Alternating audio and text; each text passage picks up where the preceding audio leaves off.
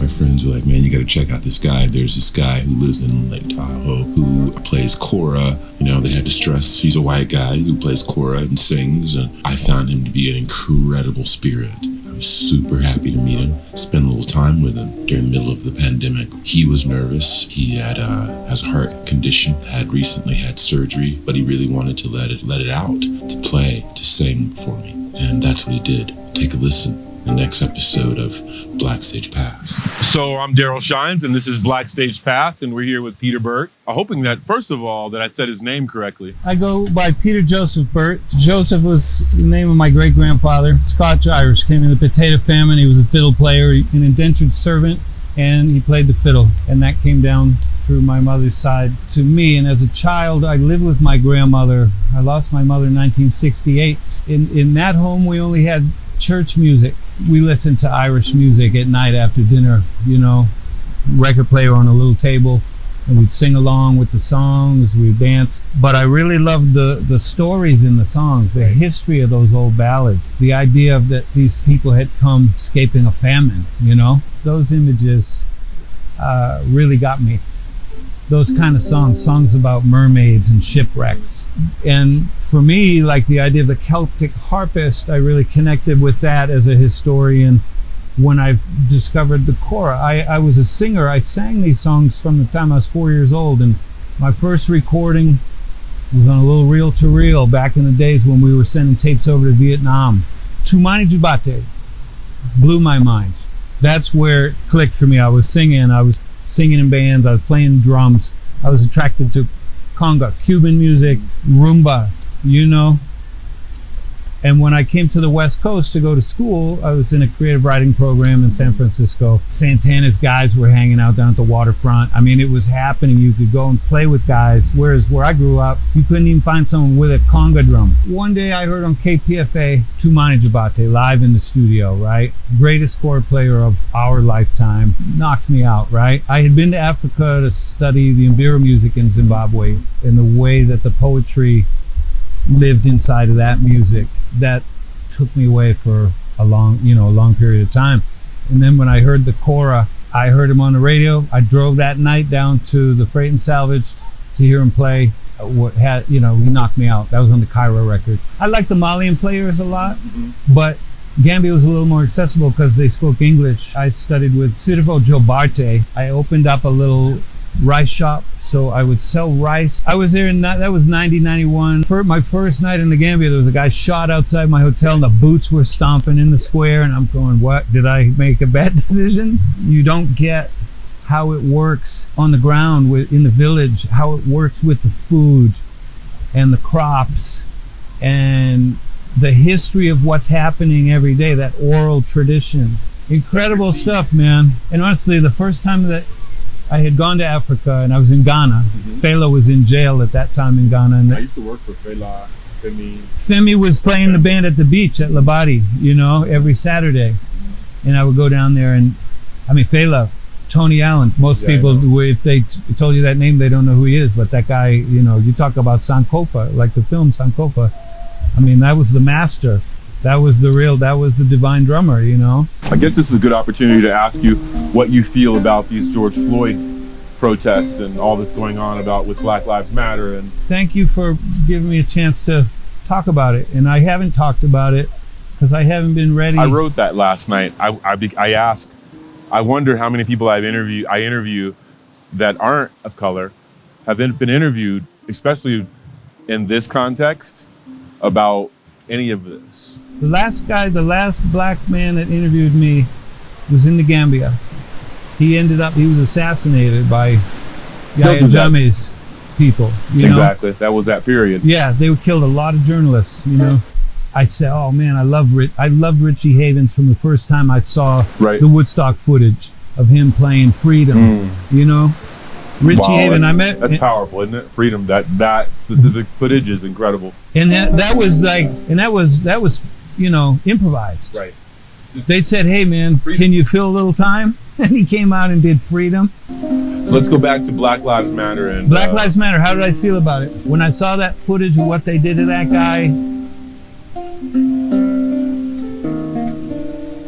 it killed me. we're still doing this. We're still doing this now. You know what I mean? And I knew, man, this is gonna make it hard for so many people now to keep doing what they're doing. And Black Lives Matter. Yeah, Black Lives Matter. Black culture matters. You know what I mean? And it made me look back and revisit all the things that I believe in, and the way I chose to move and move myself to Africa. Because I said, yeah, I'm sure I'll come back, but I don't want to come back until I find what I'm looking for. And what I was looking for was what's behind the form of the music, what's behind the form of the lesson, and what is it that we're feeling when we hear this music? What is it that makes us feel inspired? Hair on the back of your neck. You never heard anybody sing like Kasimade from Mali. Uma Sangare. Uma Sangare. Her record, every day we heard that record. I was 30 at that time, and they'd say, you were an old pa. And my tastes were old. Like I liked rail band and ambassadors. Same. You know? Yeah. But and that was like old, yeah, and all the Congolese, Bembe jazz, you know.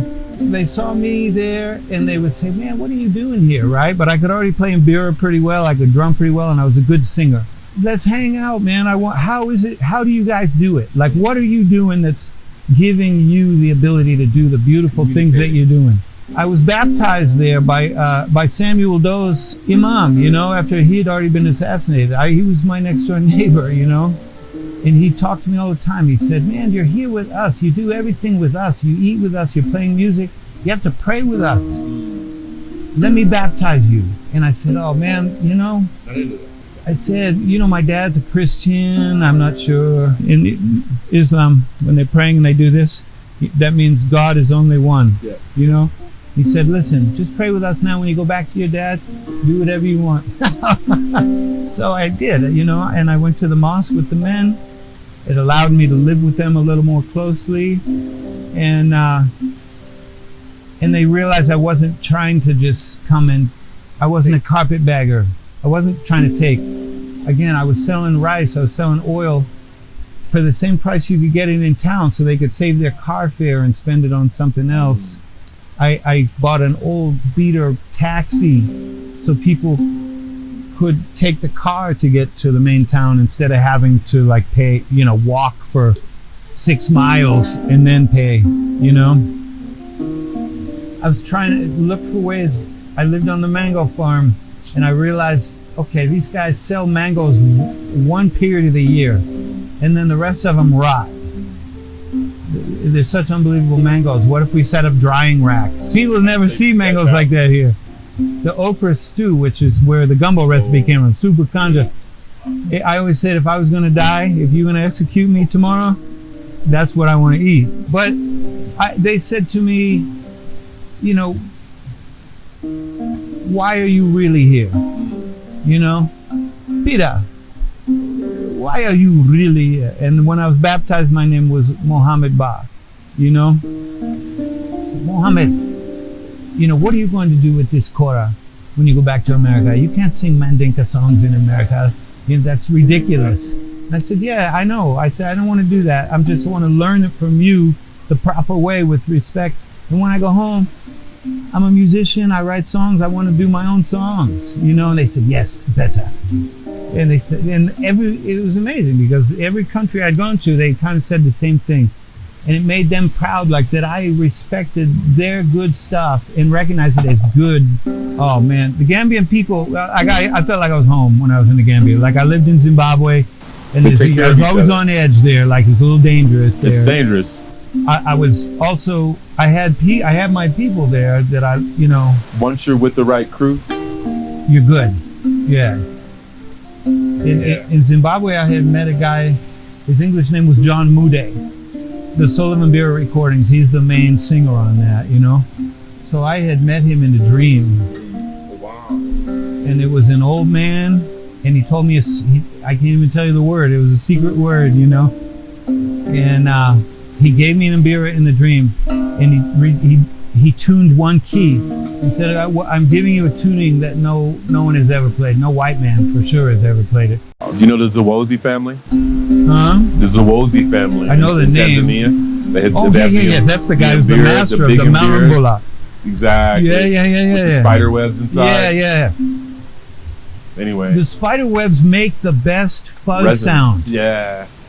I try to tell people that. I've looked for they go spider web hunting in the middle of the night, and I'm like, nah, I'm cool. You know, they like, you want to go spider web hunting? I was like, nah.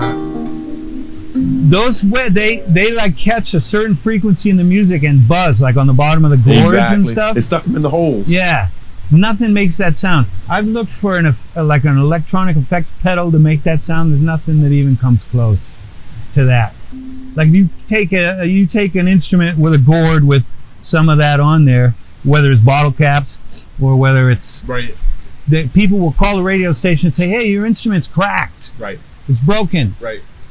I'm like, yes, that is like the mist in the Chinese painting, you know? That texture. I had an opportunity to work with Sun Ra and Art Ensemble of Chicago. Wow. And like all of these like just huge jazz giants. For music as food. Right, for that feeling. You come from a show or you come from a meal, just say, how was the food? Exactly. Nehana, was it sweet? And you either say, Nena, yeah, it was sweet, or Nehut, it was not sweet. And that's what honest to God, what I loved about that, what I loved about African people so much.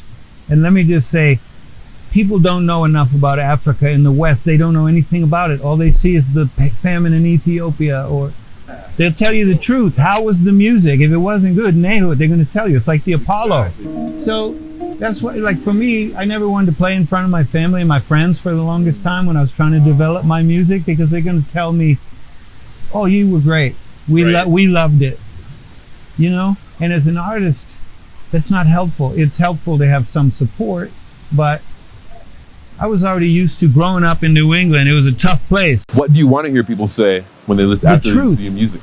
Whatever their heart says. Yeah. How else can you realize your shortcomings? Exactly. Yeah. How are you going to grow as an artist if you don't know the truth? Right. You know what I mean? So then once you sort of get to a place, for me anyway, I can't speak for anyone else, and I'm a small artist, you know what I mean? I toured at different times with different people, but I wanted to stay home and raise my son. And Coltrane said he was a small artist at one point too. Really? I didn't know that. Words. Wow, I love Coltrane. We go to the Coltrane Church when we get the chance down in San Fran. Yeah. My wife is Kenyan. My first wife was Gambian. We're still very close. We raised our son listening to that and listening to Blue Train. He would fall asleep to Blue Train. Yeah. And I would try and put on like Sentimental Mood or something, like, hey, check out with Ellington with this. He's like, no, Dad, that ain't Blue Train. It's not the journey I want to go on right now.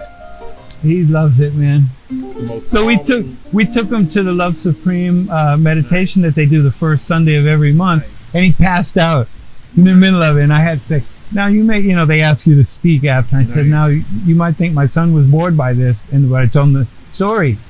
This is his sleep music. He's at peace right now, and that's what he wanted to do on his birthday. He's like, can we go back to John Coltrane? And we walk through, the neighborhoods to get there. There's a lot of like Black Power on old broken down churches and everything. And I'm walking with an African American woman and an African American child, and I'm a white man. They see me as a white man, and I've been confronted for years in that circumstance, and I take it. I don't mind. I'm trying to find my way through this experience. Like, how can I be with African Americans? It was easier to be with Africans than it is to be with African Americans. I agree with you 100%, even for me. At a certain point, I had to give up on trying to find what I was looking for in that community, in Oakland, at Alice Arts, And I could sympathize and say, man, they would tell a lot of these African teachers, you shouldn't teach these white guys to play this stuff, And then they would say, we don't have the same $10 for every class. So it was very frustrating for them to see white women becoming good dancers. There was real conflict there. And that was at the time when Fight the Power came out, And it was it was a hot point in that culture in terms of black. It wasn't Black Lives Matter then, but you know, you had Black Power in Oakland at that time. Like when you're asking me about George Floyd too, and again, of all like the musicians that I know and communicate with, I'm pretty much a hermit, you know. Right. I don't go out into public if I can help it. Right. You know what I mean? And especially like with the pandemic, because I had open heart surgery. Understood. And I'm at high risk, you know. I had an aneurysm. I died on the table. I went to the other side again, second time, you know, and I chose to come back. And they said oh, you're here with us. We weren't expecting you, you know. Mm-hmm. And I was in a kilt on a field, cut into pieces, blood freezing on tough grass. You know, there'd been a battle, you know. And all of a sudden, here's all these faces, and they said, oh, you're not supposed to be here yet. I said, no, I have to go back. Hazen's waiting for me in the driveway.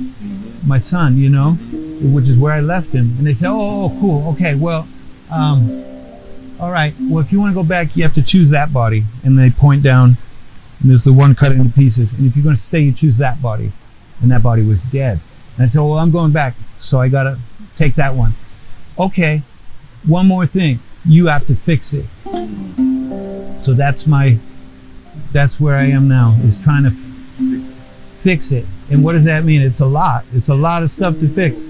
Realizing there's a lot of elements in play, can you think of like one solution, one from your perspective? Like, man, if the world could just... Forgiveness. I got a lyric in this song about that. I want to hear that. I want to hear your song.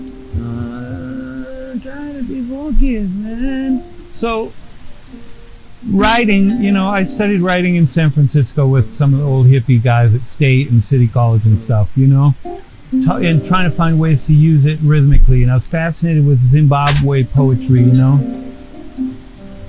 Same thing, but I got a line. I think I'll just sing the song and then I'll go back and talk about the line. Do what you want. And again, it's one little thing. I'm just a small guy. You know what I mean? I learned how to sing like, and I never wanted to be Joe Cora. You know what I mean? I'm not trying to do that. I can't play like Tumani. I'm going to sing a little Mandinka on there. Just to so they hear me, you know? And I never tried to take anything from those guys. You know what I mean? I can't do what they did. But, and guys would say to me, how can you take something that's never changed? 600 years. How can you change something that's never changed? I don't know. I don't want to change it. I just want to like play some songs, you know what I mean? And try and tell my own story. Yeah. Your interpretation of their story. With all respect to... And it's obvious. Yeah. You have tons of respect. Bintang balodala, masana sise. Bintang balodala, masana sise. Mayuwa kumula, kema belori. Mayuwa kumula, kema belori. Your mother, she called me, 'cause I known you for so long. From the time that we were boys, we used to sing that same old song. To Rodney, to Rodney, to Rodney, to Rodney, for the love of one good woman, our friendship, it did strain. Don't go away, man, you say, but don't come back again. I didn't know your gun was loaded till it went off in your hand. Not the proper place and time for you to make your stand. Rodney, why did you get so high? Get down, Rodney. Oh, give it one more try, Rodney. You better put those guns away. Get down, Rodney. Tomorrow's another day.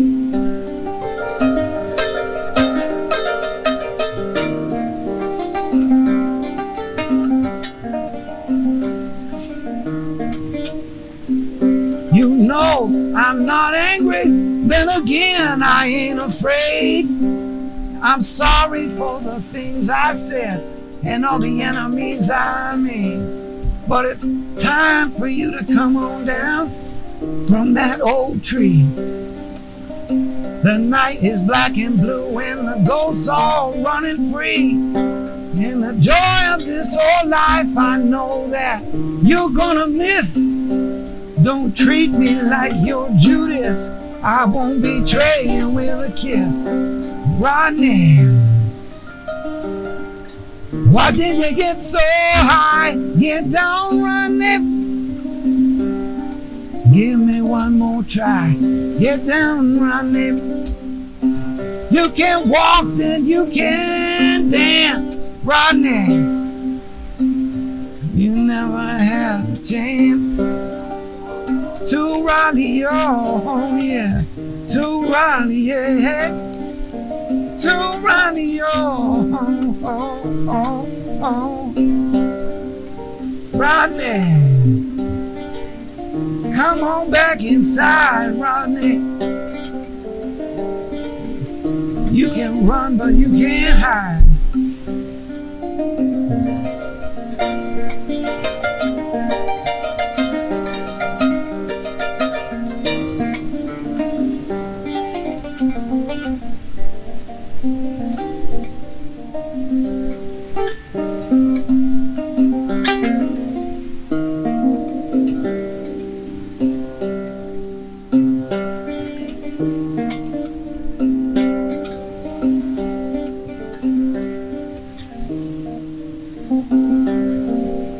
Believe me when I said, I wish you'd change your mind. Maybe we could still be friends somewhere down the line. I try to be forgiving. I don't understand, no. Sometimes the devil takes the best part of a man. And love is just a mystery now. This I know is true. This is who we are. This is what we do. This is who we are. This is what we do. This is who we are. This is what we do right now. Why did you get so high right now? Won't you give me one more try right now? Put your guns away, Rodney. Tomorrow's another day, Rodney.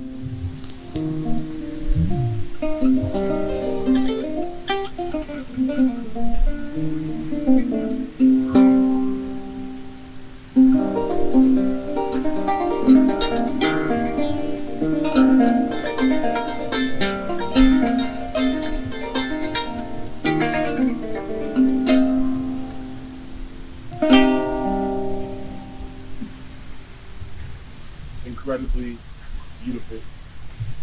So in that, when I say I tried so hard to be forgiven, I want people to be unsure if I'm saying forgiven or forgiving. Right.